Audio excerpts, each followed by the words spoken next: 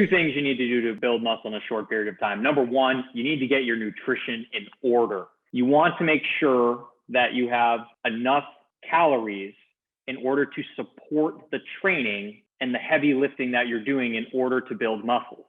If you are in a caloric deficit, you will be losing weight, but you will not be building muscle, because in order for muscles to recover, they need nutrients to do so. If you want to build muscles, you need to lift heavy things.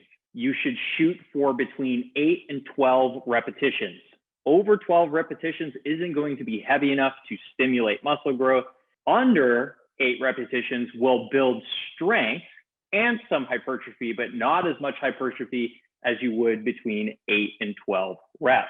By reps 9, 10, 11, and 12, the exercise gets more difficult. It shouldn't be an easy set of 12 or an easy set of 8.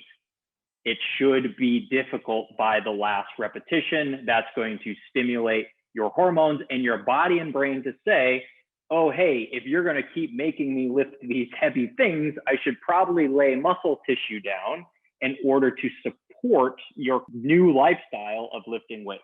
So it's nutrition, number one, and then lifting heavy things between 8 and 12 repetitions, number 2.